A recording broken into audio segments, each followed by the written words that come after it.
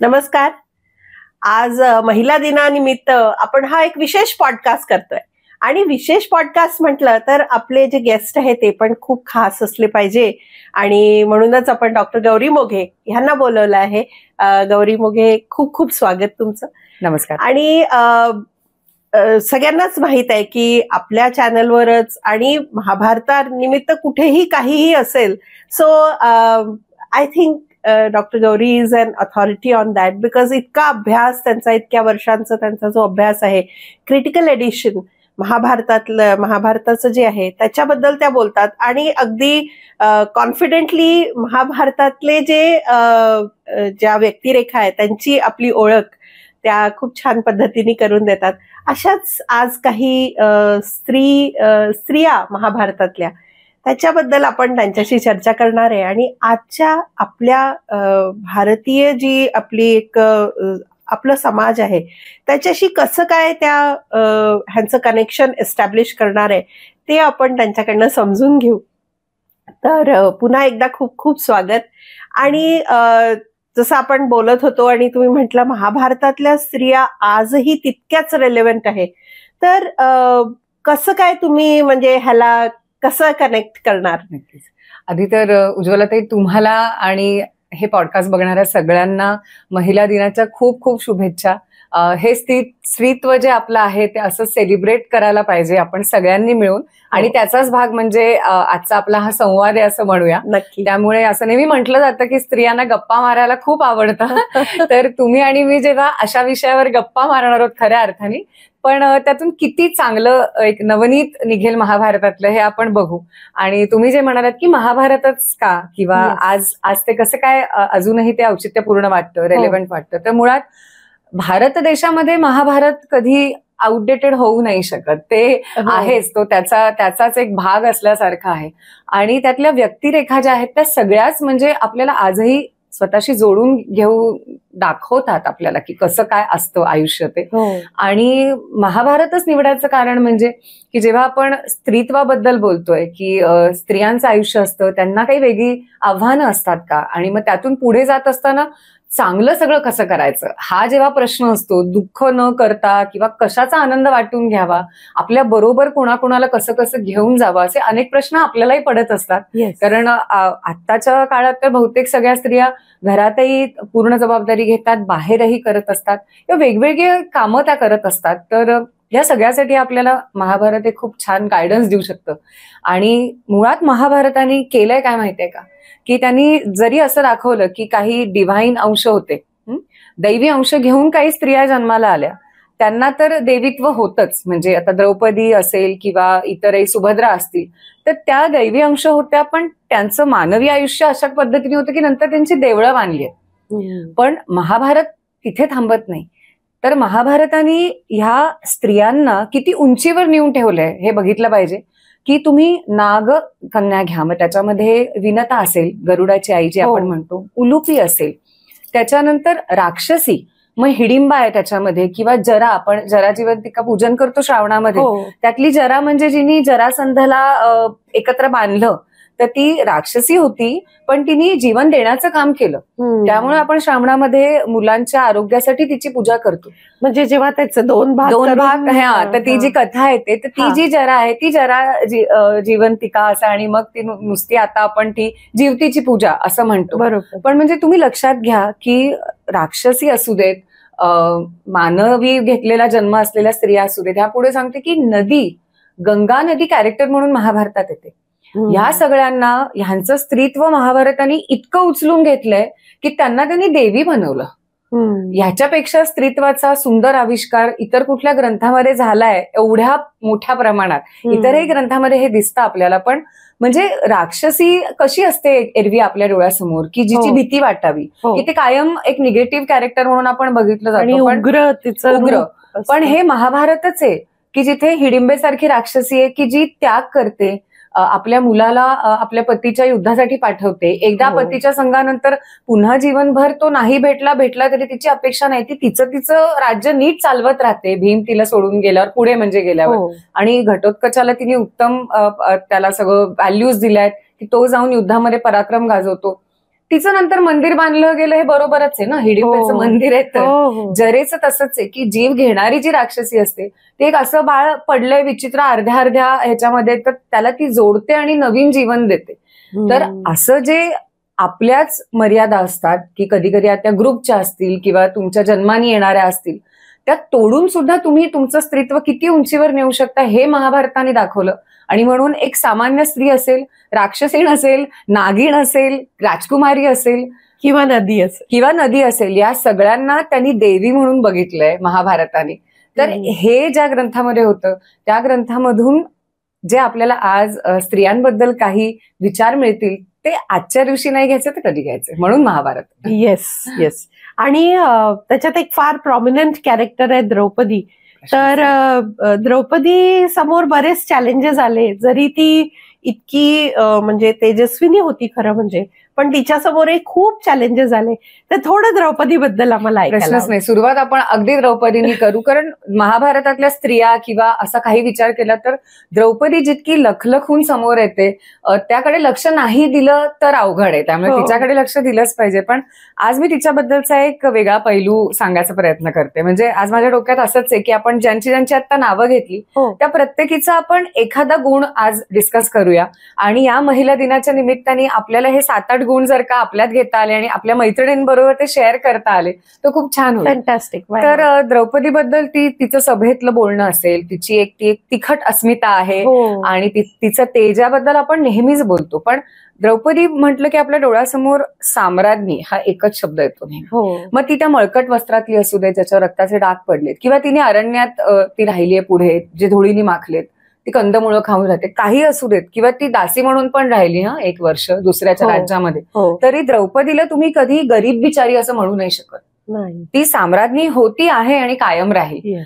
त्याची मेख काय, त्याचं रहस्य काय, तर त्याबद्दल मी सांगेन. कारण आजच्या काळामध्ये पण आपण एवढ्या गोष्टी जेव्हा सगळ्या मॅनेज करत असतो खऱ्या अर्थाने, तर ती जे एक मॅनेजमेंट नीट पाहिजे, ऍडमिनिस्ट्रेशन नीट पाहिजे, हे पण द्रौपदीच्या कॅरेक्टरवरनं आपल्याला शिकता येतं. Administration exactly. कारण जेव्हा, आणि हा विषय येतो कुठे माहितीये का, की जेव्हा ती अरण्यात आहे म्हणजे वनवासात आहे, म्हणजे खरं तर तिच्याकडे तिचं साम्राज्य नाहीये, पण तेव्हा जेव्हा सत्यभामा तिला भेटायला येते आणि असा ती प्रश्न विचारते, अगदी एखाद्या मैत्रिणीने आपल्या दुसऱ्या मैत्रिणीला विचारावा असं, की अगं तुझे 5-5 पती आहेत, सगळ्यांची तू लाडकी आहेस, तर तू कसं काय त्यांना असं आपल्या नियंत्रणात ठेवते. तर हा प्रश्न ऐकल्यावर आधी द्रौपदीला थोडासा रागच येतो आणि ती तिला असं उत्तर देते की अगं असा विचार हुशार आणि चांगल्या स्त्रियांनी करायचा नसतो, कारण आपण कुणाला नियंत्रणात वगैरे ठेवायचं नाही, आपण आपलं काम नीट करायचं, आपण आपला धर्म पाळायचा, आपलं वर्तन चांगलं ठेवायचं, सगळे आपोआप आपल्याला जोडलेले राहतात. हा पहिला मंत्र आहे की काहीतरी मिळवायचंय आणि मग काहीतरी वश करायचंय असं काही तिने केलं नाही. म्हणजे स्कीमिंग करण्यापेक्षा आपलं काम केलेलं, नीट केलं तर सगळं नीट होत राहतं. आणि मग त्याच्यात खरं प्रश्न सत्यभामेने हा विचारलाय की तू पतींशी तुझं नातं असं कसं काय चांगलंय, पण नोईंग दिस की सत्यभामा कृष्णाची पत्नी आहे आणि कृष्णाची एक द्रौपदीच्या आयुष्यामध्ये खूप वेगळी जागा आहे. त्यामुळे जेव्हा आपण आपल्या सख्याच्या पत्नीला काहीतरी सांगायला जातोय तेव्हा तिचा विचार बघा, ती तिला काय काय सांगते, की ती पण एक राणी आहे आणि तिच्या राज्यामध्ये तिने काय काय केलं पाहिजे हे सांगण्यासाठी या ओघामध्ये ती जे पुढे सांगते ते मी म्हटलं की मॅनेजमेंट, ऍडमिनिस्ट्रेशन असं सगळं. तर द्रौपदीचा आवाका किती असावा.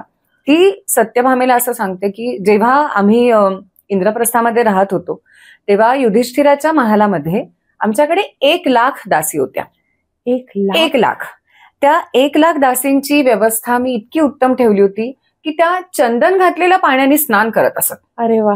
म्हणजे असं नाहीये की कमी लेखायचंय किंवा काय. आणि पुन्हा त्यांच्यातल्या प्रत्येक दासीनी कुठले अलंकार घातलेत, कसे कपडे घातलेत, कुणाकडे कुठलं कसं म्हणजे गुण आहे, कोण नृत्यामध्ये प्रवीण आहे, कोण गाण्यामध्ये किंवा अजून कुठलं, हे सगळं द्रौपदीला माहित असे. त्यानंतर त्या 1,00,000 दासींना जे रोजचं काम वाटून दिलंय ते त्यांनी त्या दिवशी केलं की नाही याचा सगळा ट्रॅक रेकॉर्ड द्रौपदी बघत असे. आता तुम्ही विचार करा की एक स्त्री एकेका बाईच्या मागे जाऊन बघू नाही शकत 1,00,000 दासींच्या मागे. याचा अर्थ तिचं नेटवर्किंग किती चांगलं आहे. तिने नक्कीच 10-10च्या म्हणजे जे आपल्याला कौटल्याच्या अर्थशास्त्रात वगैरे दिसतं की राजांनी कसं सगळं सांभाळावं एवढ्या लोकांना, तर 10 लोकांच्या मागे 4 चारांच्या मागे 3, मग ह्या चारांना त्या चार, कुणाला कळलं नाही पाहिजे की कोण कुणावर नक्की लक्ष ठेवतंय, पण everybody goes and reports to the queen, तसं येते. तर ती करत होती. या व्यतिरिक्त आता हे तर झालं आपण म्हणू की महालाच्या आतलं अंतपुरातलं असावं, पण साम्राज्य म्हणून युधिष्ठिराची जी जबाबदारी आहे ती त्याची पत्नी म्हणून ती कशी सांभाळते किंवा त्याला मदत करते. तर इतकं कौतुक वाटलं मला हा श्लोक जेव्हा वाचला तेव्हा द्रौपदीचं पुन्हा एकदा की किती शिकण्यासारखं आहे. ती पुढे असं सांगते सत्यभामेला की युधिष्ठिराच्या सैन्यामध्ये 1,00,000 अश्व आणि 1,00,000 गज आहेत, म्हणजे 1,00,000 हत्ती आणि 1,00,000 घोडे. तर द्रौपदी काय करायची, ती ते मोजायची की ती संख्या बरोबर भरते की नाही. आता सैन्याच्या ह्याच 2 ट्रूप्सकडे लक्ष देण्याचं कारण काय, सैनिक आहेत ना, सैनिकांना न मोजता प्राण्यांना मोजायची गरज काय, असा प्रश्न पडू शकतो. इथे द्रौपदीचा विचार करतो. 2-3 गोष्टी साध्य होतात की हत्ती घोडे मोजल्याने ते जर का नीट कंडिशनमध्ये आहे, त्याचा अर्थ त्यांना नीट जे चालवावं लागतं, फिरवावं लागतं, सराव त्यांच्याबरोबर करायला लागतो, तो तर सैनिक नीट करतायत, म्हणजे सैनिकांचं बरोबर वागणं चाललंय की नाही हे कळलंच. त्यानंतर ते सगळे परत आलेत जिथे सकाळी गेले असतील किंवा मध्ये मध्ये कुठे कोणी युद्धाला गेलं असेल काय, तर याचा अर्थ कुणाची काही हानी नाही ना झालीये हे ती बघणार. एखादं जर का मिसिंग असेल तर काय झालं हे लगेच समजलं आणि उत्तर जर का पटण्यासारखं असेल तर ठीक, नाही तर काहीतरी दगाफटका होण्याची शंका आहे राजाला किंवा राज्याला, हे पण त्यातनं समजू शकतं.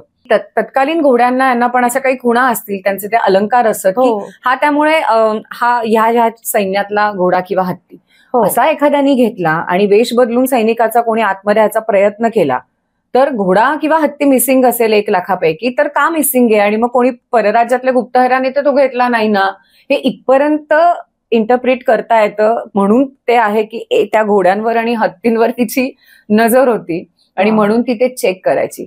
तिसरा मुद्दा आता शेवटचा सांगते या बाबतीतला की आज हे सगळं का आपण बोलतोय किंवा मी म्हटलं नाही, हे कालातीत आहे की तुम्ही कधीही जन्माला या भारतासारख्या ठिकाणी किंवा कुठेही काही प्रिन्सिपल्स बदलत नाहीत. तर आता तुम्ही राज्य चालवा नाही तर घर चालवा, ह्या गोष्टी तुम्हाला लागतातच. आता महत्वाची गोष्ट यापुढे नीट सगळं चालवायचं असेल तर हीच असते की तुमच्याकडे धन नीट असलं पाहिजे आणि ते सुव्यवस्थित असलं पाहिजे, असं मी म्हणते, म्हणजे व्यवस्था नीट असली पाहिजे. पण धन तर ते इतर मंत्री वगैरे हे सगळं बघतीलच असतात, म्हणजे खरं तर असंच वाटतं लोकांना. पण मग इथे एक राणी आणि साम्राज्ञी मधला फरक आहे असं मला वाटतं की जेव्हा द्रौपदी सारखी हुशार स्त्री आहे, हुशार म्हणजे मी म्हणते की इंटेलेक्ट इन ऍक्शन, नुसती बुद्धी असून चालत नाही, ती एक्झिक्यूट करता ज्याला येते ना त्याला मी हुशार असं म्हणतेय. त्यामुळे ते स्मार्टनेस पण अपेक्षित आहे, तिथे इंटेलिजंट असणं पण अपेक्षित आहे, झालेल्या गोष्टीत म्हणजे शिकत पुढे जाणं म्हणजे अपडेट करणं पण अपेक्षित आहे मला. त्यामुळे ती काय सांगते सत्यभामेला की 5ही पांडव जे काही धन कुठून जाऊन मिळवून आणतात, म्हणजे राज्यामध्ये त्यांच्या थ्रू जे जे धन संपत्ती येतं ते तीच मोजते. ते 5ही जण कुठल्या कारणाने काही खर्च जर का त्यांनी केला तर तेही ती मोजते. म्हणजे खजिनदार असेल, एक वित्तमंत्री असेल, असं सगळं असलं तरी घरची बाई म्हणून तीच सगळ्याचं मोजमाप ठेवते की कोणी किती खर्च केला, कोणी किती कमावून आणले.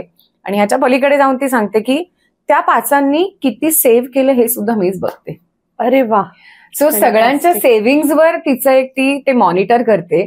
तर अशी स्त्री जर का सगळ्या घरांमध्ये आत्ताही असली तर का प्रॉब्लेम येईल कधी. कारण कधी कधी ना असं होतं की जे लोक असे खूप गडबडीत असतात किंवा एकेकादा स्वभाव नसतो, त्यांना फक्त पैसे कमवता येतात, राखता येत नाही.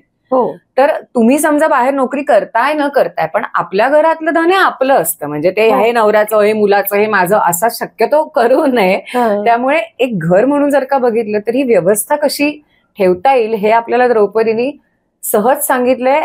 मैत्रिणीला सांगता सांगता जिने असं विचारलं की तू पतींना कसं तुझ्याकडे बांधून ठेवतेस, तर तिने सांगितलं पहिले हे सगळं कर, आधी राज्यात बघ कसं आहे ते, आपोआप पतींना तू आवडशीलच ना. त्यामुळे आणि अजून एक खूप छान सल्ला तिने दिलाय, तो मला सगळ्या आपल्या मैत्रिणींना सांगायला आवडेल की ती सत्यभामेला असं सांगते की तू नेहमी चांगल्या कंपनीत राहा, चांगल्या मैत्रिणी कर, चांगल्या स्त्रिया ज्या तुझ्या आजूबाजूला असतील त्यांच्याबरोबर राहा. ज्या आळशी आहेत आणि असे काहीतरी भलते विचार करतात त्यांच्याबरोबर राहू नकोस. कारण ती सांगते की सगळ्यात मोठा प्रश्न नेहमी आळसावर असतो. त्यामुळे मी जर का कशी असं तुला विचारायचं असेल तर मी सतत काम करत राहते आणि माझ्या आयुष्यात आळस या शब्दाला जागा नाही. मी सगळ्यांच्या आधी उठते, मी सगळ्यांच्या नंतर झोपते.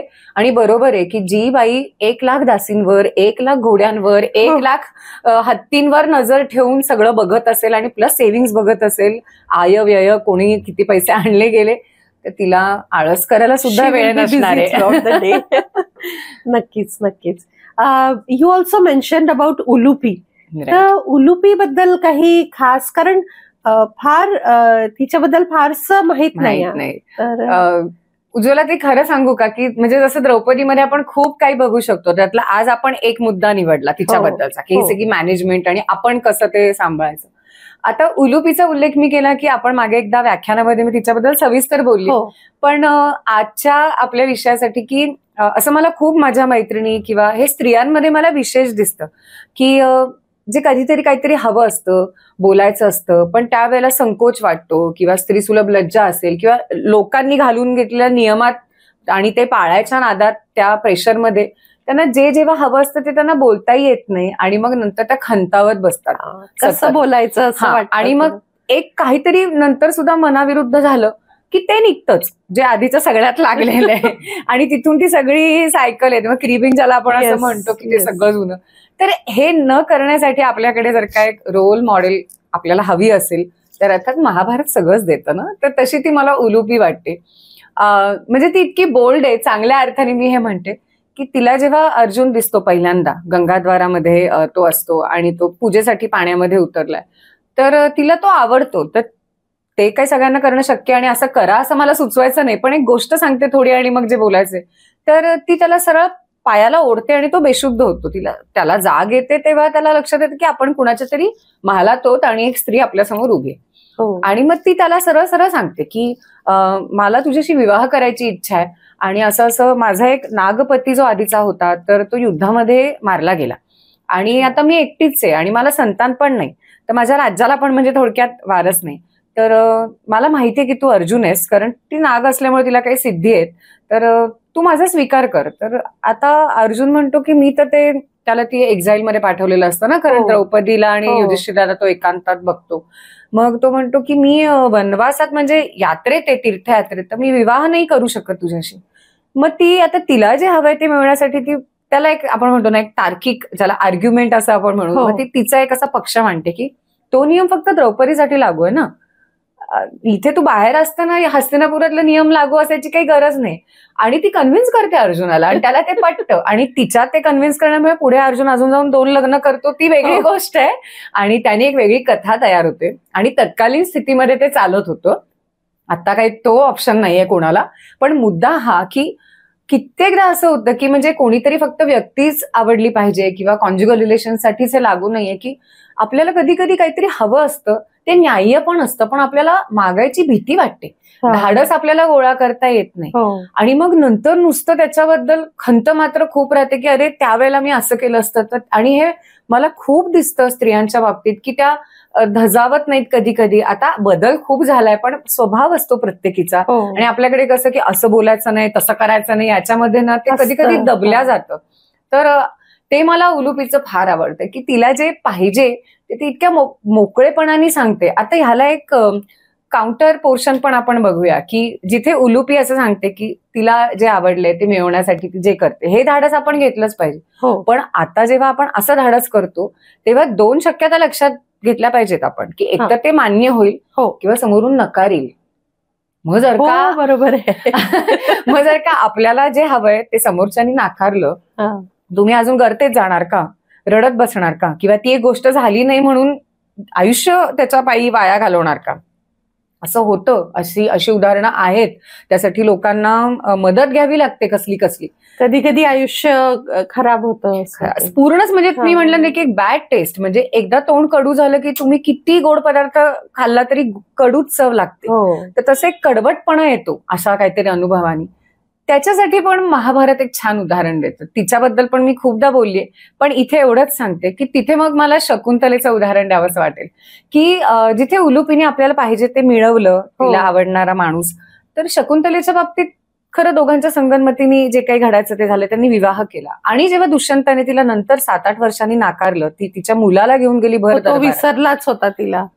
तर तेव्हा म्हणजे महाभारतात ठरवून विसरला होता. कालिदासाने ते त्याला शापाची वगैरे योजना केली, पण महाभारतात तो घाबरला, ती समोर आली आणि त्याच्यात धाडस नव्हतं सगळ्यांच्या समोर तिला ऍक्सेप्ट करायचं. तर पण आधी ती रडली वगैरे थोडी, तिने त्याला खूप सांगायचा प्रयत्न केला. एका पॉइंटला आल्यावर जे शकुंतला बोलते ते आज सगळ्यांनी घेण्यासारखं आहे.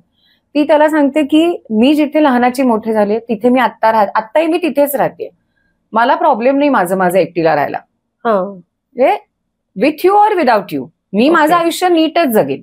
मी मुख्य इथे आलीये की तुझा मुलगा हा माझी जबाबदारी, माझा पण मुलगा आहे तो, आणि तो सम्राट होणार असं त्याचं भविष्य त्याला आशीर्वाद दिलेला आहे ऋषीमुनींनी.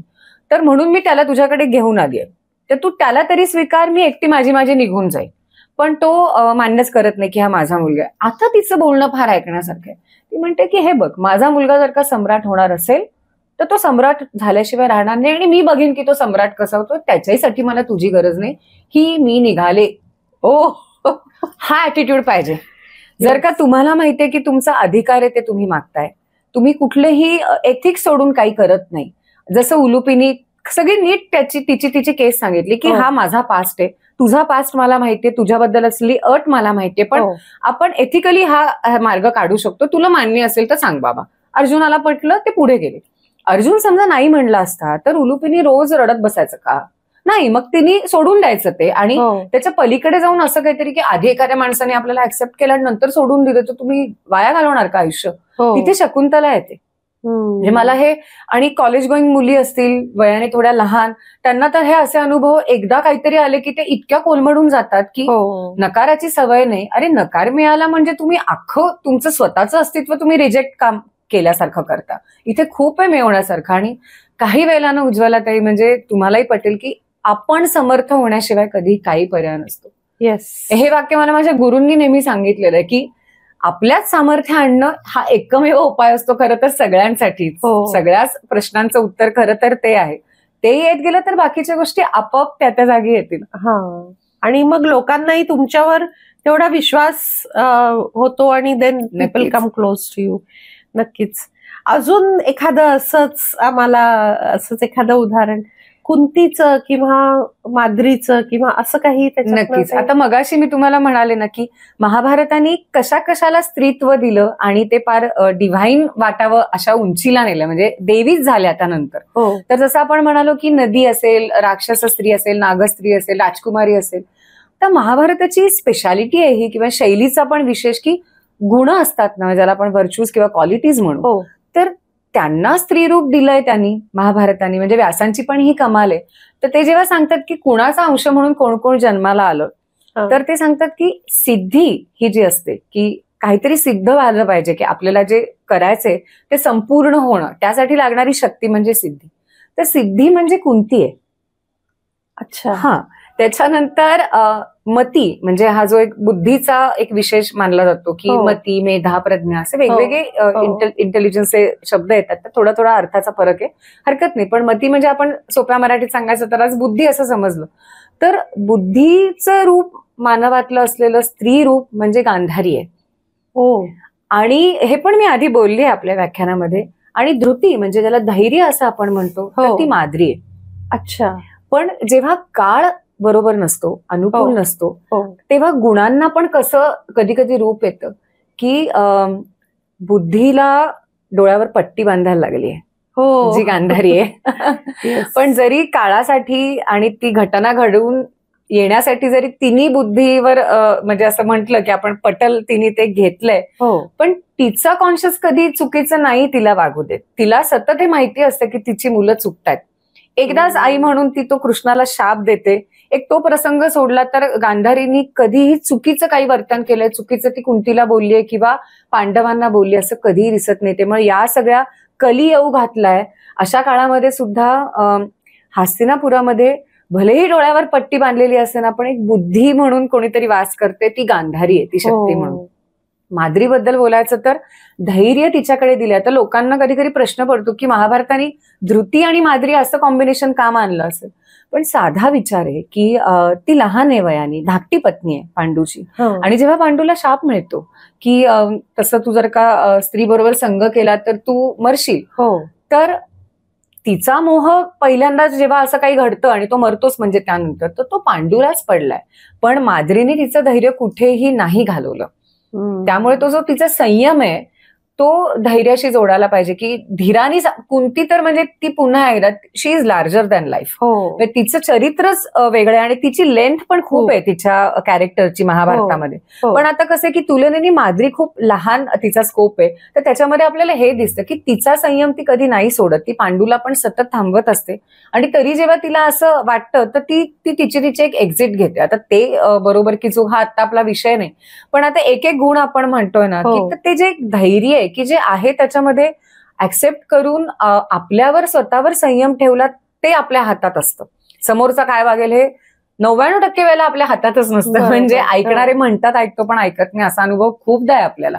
पण त्यामुळे ते धैर्य आहे ना, ती धृती म्हणजे ती माद्री आहे आणि तिने ते लहान वय आहे, ती खूप सुंदर आहे. असं जरी असलं तरी ती पण वनात जाते आपल्या मोठ्या तिची म्हणलं तर सवतच म्हणजे कुंती बरोबर ती राहते आणि तिचा विश्वास आहे कुंतीवर की आपल्या माघारी पण आपल्या पुत्रांना ती सांभाळेल नीट वगैरे. तर अशा काही छोट्या छोट्या गोष्टी तिच्याबद्दलच्या आहेत. पण तिचा तो जो एक संयम आहे की असा पतीला शाप मिळाल्यानंतर पण तिचा तोल कधी ढळत नाही. ते जे तिने धैर्य ठेवलंय सगळ्याच परिस्थितीच्या बाबतीत ते, आणि कुंतीच्या बाबतीत ती खरंच म्हणजे पृथ्वीसारखी आहे. त्यामुळे की सगळं धारण करते ती.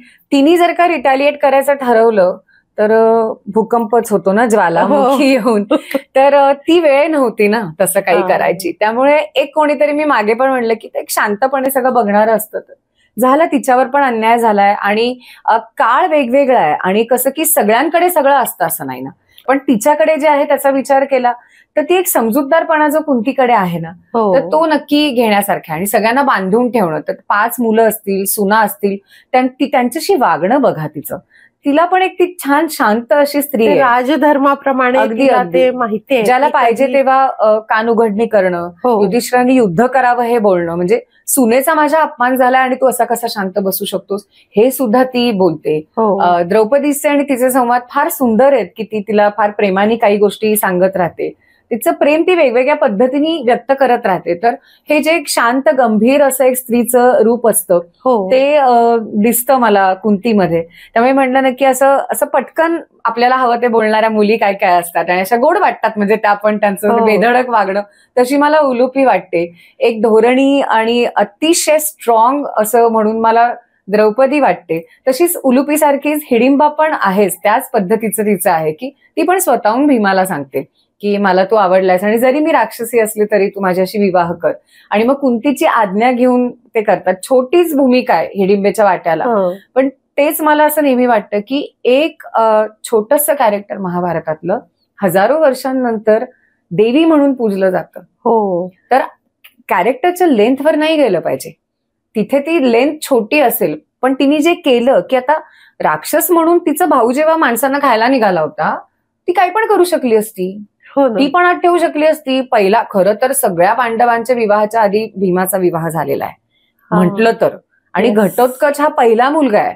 तिने नाही अट ठेवली की माझ्या मुलाला पांडवांचा उत्तराधिकारी म्हणून घोषित करा. म्हणजे राक्षसी पण प्रेम किती निस्वार्थपणे करू शकते की तिला फक्त भीम हवाय बस. आणि तिने त्या मुलाला पण चांगली शिक्षा दिली आणि तिने she made sure that he is equal with others. त्यामुळे किती वेळा त्यांनी मदत केली आहे पांडवांची नंतर पण. आणि म्हणून एक सांगू उज्ज्वला ते की महाभारत का पुन्हा आज म्हणजे महिला दिनाच्या दिवशी तर तुम्ही महाभारताच्या भाषेची शैली बघाल ना तर तुम्हाला दिसेल की जे सगळी मेजर कॅरेक्टर्स आहेत त्यांना ज्या नावाने हाक मारली जाते ते विशेषण अनेकदा त्यांच्या आईच्या नावावरनं केलेलं असतं. जसं सगळ्या पांडवांना पार्थ असा शब्द नेहमी येतो. त्याच्यानंतर अगदी धृतराष्ट्रासाठी अंबिका सुत असं त्याचं येतं कारण त्याच्या आईचं नाव अंबिका आहे. त्यामुळे हैडिंबेय असं येतं, हिडिंबेचा आहे म्हणून. सौभद्र असा शब्द येतो अभिमन्यूसाठी.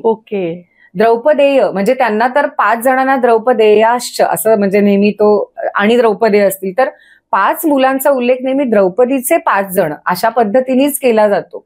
तर वेगवेगळ्या पद्धतीने महाभारताने स्त्रियांना किंवा त्यांचं अस्तित्व सेलिब्रेट करत पुढे गेलेत असं मी म्हणेन. म्हणजे भाषेतून पण त्यांनी ते सेलिब्रेट केलंय की ती एक टेंडन्सी आहे.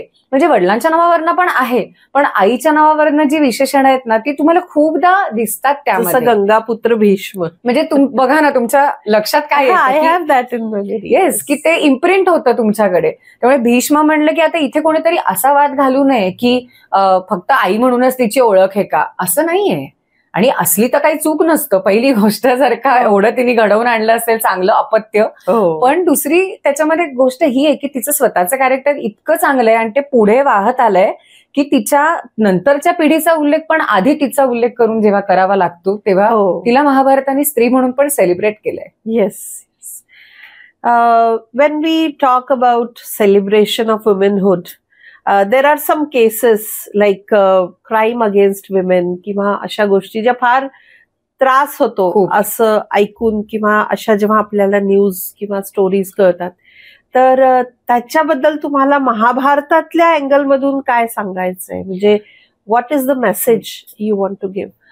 त्यात खरं सांगू का की पहिलं तर हे दुर्दैव वाटतं की अशा विषयांवर आपल्याला बोलावं लागतंय, कारण असे विषय आहेत समाजात अजून पण. तर अशा विषयांना महाभारताच्या काळाने पण ऍड्रेस केलं आणि अजूनही हे आपण आज बोलतोय, तर ते आहे त्याचं सगळ्यात जास्त शल्य आहे मला, तुम्हाला पण आता काही गोष्टी पुन्हा आहेत हे स्वीकारून त्याच्यावर काहीतरी मार्ग काढला पाहिजे म्हणून. आणि महाभारताच्या संदर्भात बोलतोय म्हणून की महाभारतात अशा केसेस नाहीयेत असं नाही, आहेत. म्हणजे द्रौपदीचा अपमान तर आपल्याला माहिती आहे. आधी पण असं झालंय की भृगू आणि अग्नी अशी गोष्ट येते तर स्त्रीच्या मनाविरुद्ध काहीतरी घडतंय. परत कसं दमयंतीच्या गोष्टीमध्ये असं येतं की तिची इच्छा बरेच जण करतात. सीतेची गोष्ट महाभारतात येते, रामायणाची, ते आहेत सगळं. त्यामुळे अशा गोष्टी आहेत हे नाकारता येत नाही. पण महाभारत आपल्याला काय सांगतं ते मी आधी सांगते की त्यावेळेला कधी कधी त्या स्त्रीला मे बी तिच्याकडे तेवढी शक्ती नसेल, काळ तिच्या बाजूनी नसेल, कधी कधी तिथल्या तिथे प्रतिकार करता येत नाही, शक्य होत. पण जे महाभारत सांगतात ते फार महत्वाचं आहे आणि ते आजही पुन्हा एकदा हे लक्षात ठेवलं पाहिजे की असं काहीतरी तुमच्या बरोबर झालं, त्यावेळेला तुम्हाला नाही काही करता आलं तर ते तसंच भ्याडासारखं स्वीकारून रडत नाही बसलं पाहिजे. तुम्ही त्याच्यासाठी प्रयत्न करत राहा की ज्यांनी तुमच्या बाबतीत इतका गुन्हा केला अक्षम्य, त्याला त्याची शिक्षा मिळाली पाहिजे. कधी त्याला 5 वर्ष लागतील, 10 वर्ष लागतील. द्रौपदीला जे करावं लागलं त्याच्यासाठी 14 वर्ष लागली, जवळपास 13 वर्ष, म्हणजे 12 वर्ष आणि 1 वर्षाचा अज्ञातवास. पण तिने ते सोडलं नाही. बाकी सगळे निघाले होते क्षमा करायला, एवढा सगळा रक्तपात होईल, पण जिथे असं काहीतरी होतं त्याची जबाबदारी संपूर्ण समाजाची असते आणि मग शिक्षा पण सगळ्यांना मिळते जेव्हा मिळेल तेव्हा. हे महाभारताने आपल्याला द्रौपदीच्या उदाहरणातून सांगितलं की द्रौपदीचं रक्त वाहिलं अशा अत्यंत वाईट पद्धतीने सभेमध्ये किती लोकांना स्वतःच्या रक्ताने ते वस्त्र धुवायला लागले तुम्ही बघा. येस. 18 अक्षौहिणी सेना, इतकी अक्षौहिणी सेना आपण असं बोलतो, किती लोक त्याच्यात मेले. तर म्हणजे प्रतिकात्मक असेल कदाचित, पण हे सांगितलं ना महाभारताने, ऑलरेडी सांगितलंय की असं काहीतरी इतकं भयंकर झालं तर त्याचा परिणाम त्या प्रसंगापेक्षा 100 पट भयंकर होतो. हे लोकांनी म्हणजे माइंड इट वेल की असं काहीतरी तुम्ही केलं तर ते कर्म कशा पद्धतीने तुमच्याकडे येणार आहे आणि घाबरलंच पाहिजे असं काही करताना. येस. त्यामुळे हे सांगण्याचा उद्देश अशा कथा की ज्याला जे घ्यायचंय ते घ्यावंच त्यांनी, पण हे दाखवायला पण पाहिजे आपण अशा पद्धतीने हायलाइट करून की असं पण होतं, शिक्षा मिळते. आता सीतेची पण जी गोष्ट येते महाभारतात पण जी येते, रामायणाची गोष्ट, त्याच्यात पण रावणाकडनं जे झालं त्याच्यासाठी रावणाला शासन केलं गेलं. भलेही काळ गेला, मध्ये शोधाशोध करण्यात वेळ गेली, पण सोडायचं नाही अशा लोकांना. आणि त्या लोकांना सोडायचं का नाही की पुढच्या वेळेला कुणाच्या मनात जरी असं काही करायचं विचार आलं तर त्याला भीती वाटली पाहिजे की आपण जिवंत राहू की नाही. हा पाहिजे तिथे विचार. आणि म्हणून मला असं वाटतं की मुळात आपले विचार शुद्ध असावेत. एक रायचियसनेस जो आपण म्हणतो ना, की एक विवेक, काय योग्य काय अयोग्य हे कळण्यासाठीच असे ग्रंथ वाचले बोलले गेले पाहिजेत. की लहानपणापासून गोष्टी सांगण्याचं कारण काय की असं केलं तर तसं होतं, हे लहानपणापासून कळलं पाहिजे. की गरम पातेल्याला हात लावला तर चटका बसतोय, मुलांना कळतं ना एकदा चटका बसल्यावरती, तर ते सांगितलं की ते रुजेल. तर अशा गोष्टी सांगून मुळातच ह्या अपप्रवृत्तींपासून लांबच गेले पाहिजेत लोक, परावृत्तच झाले पाहिजेत. आणि त्यातलेही काही खलं असतात ते नाही जर झाले तर त्यांना अशा पद्धतीची शिक्षा मिळेल हे एस्टॅब्लिश झालं पाहिजे. आणि पूर्वी असं घडलंय महाभारतात, हे सांगून जर का बघू काही प्रयत्न करता आला तर, आणि आपण आपल्यासाठी लढलं पाहिजे. नाही गप्प बसायचं काही कोणी चुकीचं केलं तर. खूप मोठं काहीतरी व्हायची वाट पाहायची कशाला. खूप लोक चुकीचं वागत असतात आपल्याशी. स्त्री म्हणून तुम्हाला खूप रेग्युलरली हा अनुभव येतो, पुरुषांनाही येतो. म्हणजे आजच्या काळात तर सगळं बोलतात हल्ली म्हणून कळतं. नाही सहन करायचं. महाभारतातल्या कॅरेक्टर्स तेच सांगतात आपल्याला की प्रतिकार करा, तुमच्या पद्धतीने करा, वेळ लागेल पण त्याला सोडायचं नाही. तुम्ही त्याला कारण म्हणून करत राहा काम, आणि ते बरोबर मग कर्म जेव्हा निघायचं तेव्हा निघेल त्याच्यावरती, पण तुम्ही सोडू नका. तुम्ही तुमची प्रेरणा नाही बनला तर इतरांसाठी कशा बनाल. कसं शक्य आहे. अगदी बरोबर. आणि मला असं वाटतं की आज ही काळाची गरज आहे की आपण आपल्याच काही ह्या ग्रंथांमधून किंवा अशा आपल्या ज्या आजींनी सांगितलेली एखादी कहाणी असेल किंवा एखादं काही असं असेल त्याच्यावरनं प्रेरणा घेऊन आणि आजचं आयुष्य चांगल्या पद्धतीने जगलं पाहिजे. आणि नेहमी मला एक वाक्य नेहमी आठवतं, I would like you to say that about Draupadi, तिच्या बेअरिंग बद्दल. द्रौपदीच्या बेअरिंग बद्दल किती आणि काय बोलावं, की ते कधी सुटतच नाही म्हणून ते बेअरिंग आहे, की ते शी ऑलवेज बेअर्स इट. आउटर नाही, विदिन हर. ते तिच्या आतमध्ये तिचं कधीही चुकीचं काहीतरी ती वागली असं तुम्हाला दिसणारच नाही संपूर्ण महाभारतात. ते तसं एखादंच कॅरेक्टर असेल की पांडव चुकतात, कौरव चुकतात, म्हणजे कृष्ण आपण बाजूला ठेवूया सगळ्यात ना, पण तुम्हाला द्रौपदीकडनं असं काही चुकीचं झालं असं नाही दिसत. त्याचं कारणच ते की तिचं बेअरिंग नीट आहे. ज्या लोकांचं हे नीट असतं आणि हार्टच्या वर हेडची पोझिशन आहे, हे ज्यांना नीट माहिती असतं ना, ते don't let your heart to rule your head. हे तिला नीट माहिती आहे, त्यामुळे तिला भावना आहेत, ती काही कोरडी नाहीये. ती खूप प्रेम करते तिच्या आजूबाजूच्या सगळ्यांवर. ती तिच्या नवऱ्यांना पण किती नीट तिने ठेवलंय जोडून, हे आपण मगाशीच बोललो. पण त्याच नवऱ्यांचं जेव्हा चुकतं तेव्हा ती त्यांचा अपमान करत राहते, का तर त्यांना ती टोचणी लागली पाहिजे, कारण सगळ्या समाजाचं तिला चांगलं घडवायचंय. तिच्याबरोबर जे चुकीचं घडलंय ते सगळं धुवून निघालं पाहिजे, आणि कौरवांनी जो अधर्म केलाय तो पण पूर्ण निराकृत झाला पाहिजे. यासाठी जे करायला पाहिजे ते पण तिचं बेअरिंगच आहे. ती इतर कुणाही समोर कधीही रडत नाही, ती फक्त कृष्णासमोर रडते, कारण तिला माहितीये की ह्याच्या समोर रडलं तर काम होणार आहे. एकतर की तो एकटाच समर्थ आहे की तिच्या नवऱ्यांना समर्थ करून तो युद्ध घडवू शकतो. आणि दुसरी गोष्ट, परत तिचं बॉन्डिंग आहे त्याच्याशी. म्हणजे मी म्हणलं ना की फक्त असं नाहीये की मी रडते म्हणजे समोरचा माणूस मला पाहिजे ते करेल, हे नाहीये तिथे. ते मनापासून येतं तिला, की ते अक्षरशः खून के आंसू असं आपण म्हणू ना, की इतकं भयंकर काहीतरी झालंय त्याच्यानंतर नाही ती रडत, ती सगळं स्वतःमध्ये साठवून तिथेही तिने ते ठेवलंय बेअरिंग. फक्त बाहेर पडताना डोळ्यात अश्रू येतात तिच्या, कुंती थांबलेली असते त्या राज्यात आणि खूप अपमान होतो त्यांचा. त्याच्यानंतर ती खऱ्या अर्थाने बोलून मोकळी झालीये, रडली, ते फक्त कृष्णासमोर. त्यामुळे स्त्री म्हणून तिचं स्त्रीत्व जे थोडा हळवेपणा असेल तो तिच्यात आहे ना, पण तो ओव्हरपॉवर नाही करत तिच्या अख्ख्या व्यक्तिमत्वाला. हे तिचं बेअरिंग आहे. मी म्हणलं तसं की अरे कोण कुठून कसा खर्च करतोय, कोण किती सेव्ह करतोय हे तिला माहितीये, तिची मुलं काय करतात हे माहितीये, 1 लाख लाख प्राणी आणि नोकर चाकर सगळे तिला माहितीयेत काय करतात. कुंतीला ती नीट सांभाळते. तिच्या आता तो विषय नाही, पण तिच्या सपत्नी आहेत तो पण उल्लेख येतो की ती त्यांना मानाने वागवते. हे ती सांगते सत्यभामेला की तिच्या म्हणजे बेअरिंग म्हणजे मला काय म्हणायचं की कंपोज असणं, की आवडेल अशातला भाग नाही. प्रत्येक वेळेला सगळं आपल्याला आवडतं किंवा आपल्याला हवं असतं असं नाही, पण आहे ना तर ते ग्रेसफुली ऍक्सेप्ट करून पुढे जाणं, ह्याला पण बेअरिंग म्हणतात. आणि पूर्ण युद्धामध्ये तिने ते ठेवले, तिचे 5 पुत्र मारले गेले, तिला दुःख झालं, पण ती नाही ते सारखं उगाळत बसताना दिसत. तिचा स्वतःचा अपमान ती नाही उगाळत तर सारखा. युद्ध एकदा होऊन गेल्यानंतर बाकीचे लोक बोलत राहतात, ती नाही बोलत.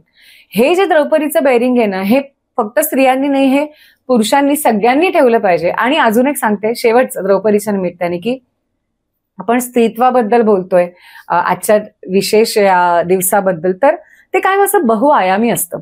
तुम्ही बघा की कायम असं पाण्याची उपमा दिली जाते स्त्रीला, स्त्रीत्वाला. म्हणजे समुद्र आणि नदी अशी पेर वगैरे आपण अगदी सगळ्या कवितांमध्ये, गाण्यांमध्ये वगैरे असं खूप ऐकलं. तर मला फार आवडते ती. का सांगते, कारण पाणी म्हणजे प्रवाह हे तर ठरलेलं आहे, आणि ते किती रूप घेतं. ते कधी छोटंसं डबकं असतं, जिथे उगम पावतं तिथे छोटी धार असते, मग ते धबधब्यासारखं जिथे जायचं असतं ते खडक फुटतात त्या धबधब्याच्या ह्याच्यामुळे. धबधब्याला जर का पुढे जायचं असेल आणि मध्ये खूप दगड असतील तर ते इतक्या आवेगात जाते की ते खडक पण फुटतात आणि त्याला जागा करून देतात. मग त्याचा कधी कधी विस्तीर्ण डोह होतो जो खूप खोल असतो, उथळ नसतो. मग कधी कधी मोठी नदीच होते की जी म्हटलं तर सगळ्यांना जीवन देते, पाणी देते, किंवा सगळ्यांना वेळ आली तर पुरामध्ये सगळं तिचा रोष जर का झाला तर तेवढी तिची शक्ती आहे. आणि मग शेवटी ती असं एक रूप घेते की म्हटलं तर ते तिचंच रूप आहे, म्हणजे समुद्र असेल, पाणीच आहे ना त्याच्यात. आणि म्हटलं तर ते सबमिशन पण आहे अल्टिमेट रियालिटीमध्ये केलेलं, की समुद्र हीच ओळख राहते. म्हटलं तर ती नदी म्हणून पण वेगळी आहे, म्हटलं तर ती समुद्र म्हणून पण ओळखली जाते, आणि वेगवेगळ्या प्रवाहात ती सतत वाहत राहते. आणि असंच स्त्रीत्व असतं असं मला वाटतं. त्या द्रौपदी, हिडिंबा, सुभद्रा सगळ्या अशाच आहेत की खटाळपणा पण किती आहे द्रौपदीमध्ये. ती जेव्हा अर्जुन सुभद्रेशी लग्न करून येतो ना तेव्हा मस्त टोमणा मारते त्याला की काय त्या म्हणजे गवळीण म्हणजे गवळण जिला आपण म्हणतो तशी आहे ना सुभद्रा. हा, तर गोपकन्या आहे ना ती, तर काय ती आवडली वाटतं तुला, अशा पद्धतीचं एक ती त्याला चिमटा काढते ना जाता जाता, का नाही. इव्हन कीचकाच्या सगळ्या वधाच्या प्रसंगानंतर पण ती त्याला टोमणा मारते की तुला काय करणार, बाहेर काय झालं ते, भीमानी काय केलं ते माझ्यासाठी. तर असा एक म्हणजे आधीच खट्याळ आहे, राग व्यक्त करायची एक पद्धत आहे, भयंकर ती कधी कधी चिडते तेव्हा बोलते, शांतपणे सगळ्यांची सेवा करत, पती सेवा असेल, पुत्रांना बघणं असेल, हे करते. तर ते गाणं आहे ना की तू तेव्हा तशी, तू तेव्हा तशी, तू बहरांच्या बाहूंची, की वेगवेगळी रूपं घेत स्त्री जाते. त्यामुळे ती स्टॅग्नंट नसते कधी. तर तुझं प्रवाह आहे ना तर त्याला स्त्रीत्व आपण मानलं पाहिजे, आणि ते खूप खूप जास्त सुंदर असतं. म्हणून मला फार वाटतं की अश्रू असणं आणि रडू येणं हे कमीपणाचं नाहीये, पण ती कमतरता म्हणून नाही झाली पाहिजे आपली, किंवा ते वीक पॉइंट नाही झाला पाहिजे. आणि हे असं काहीतरी, म्हणून मला ती शकुंतलेचं उदाहरण फार आवडतं की ते तो शेर आहे ना की और भी दुख है जमाने में मोहब्बत के सिवा, राहते और भी है वसल की राहत के सिवा. तसे की असेल तसे एखादं दुःख, तेवढंच काय उराशी घेऊन बसणार आहे का, बाकी कितीतरी आहे, आणि इतर खूप दुःख पण आहेत लोकांना. तर आपण स्वतः एम्पॉवर्ड असलो तर आपण लोकांना ते करू शकू. आणि तसं महाभारतातल्या स्त्रिया आपल्याला विशेष पद्धतीने करताना दिसतात. तर त्यामुळे मी शेवटी एवढंच सांगेन उज्ज्वलाताई, तुम्ही सुद्धा सगळं हे ज्या पद्धतीने सगळं मॅनेज करता, हॅट्स ऑफ टू यू. त्यामुळे हे सगळं सेलिब्रेट करत असताना आपण कायम आपल्या सगळ्या मैत्रिणींना त्यांनी पण त्यांचं अस्तित्व आधी मुळात सेलिब्रेट करावं हे सांगूया निमित्ताने. महाभारतातल्या स्त्रियांना आम्ही ज्या पद्धतीने आज तुम्हाला सांगितलं, तुम्हाला जे जे आवडेल ते तुम्ही घ्या आणि मस्त खूप आनंदाने जगा. आणि स्त्रीत्व म्हणजे सौंदर्य हे पण एक समीकरण आहे. हे असं सगळं झालं ना तर फक्त सौंदर्यच राहतं, बाकी काही नाही. ऍब्सोल्युटली. आणि with this beautiful note we would like to say thank you to doctor Gauri Moghe. धन्यवाद. आणि असंच तुम्ही नेहमी, जरी स्टोरी तीच असेल तरी त्याचं एक्सप्रेशन वेगळं असतं. ज्या पद्धतीने आज द्रौपदी आपल्या समोर आली ती फार वेगळी होती, आणि तिच्याबरोबरच अजूनही महाभारतातल्या स्त्रिया आल्या, तर त्यांच्यामधून आपल्याला काही ना काही नक्कीच घेण्यासारखं आहे. आणि जसं एक फायनल नोट जे सांगितलं की आयुष्यात किती गोष्टी घडत असतात, पण आपण सिलेक्ट करायचं how we want to take our life forward. And हेच एक खरंच खूप मोठा आपल्यासाठी टेकअवे असणार आहे. So thank you so much once again. And मला परत एकदा सगळ्यांना सांगायचं आहे की हे जे खाली स्क्रोल येतोय त्याच्यामध्ये तुम्ही लाईक, सबस्क्राईब आणि शेअर नक्की करा. आजचा हा एपिसोड खूप महत्वाचा आहे. आपण we are not talking about खूप काहीतरी दुःख झालंय, काही हे झालंय, but we are talking about celebration of womanhood. आणि त्याच्यासाठी महाभारत आणि डॉक्टर गौरी मोघे हे स्पेशल आहे असं मला वाटतं. तुम्ही म्हणलात ना की वेगवेगळं बोललं जातं, तर आय एम सो फॉर्च्युनेट की ते स्त्रीत्व असल्यामुळे बहुतेक दरवेळेला वेगवेगळा प्रवाह, वेगवेगळी रूपं घेता येतात, बघता येतात.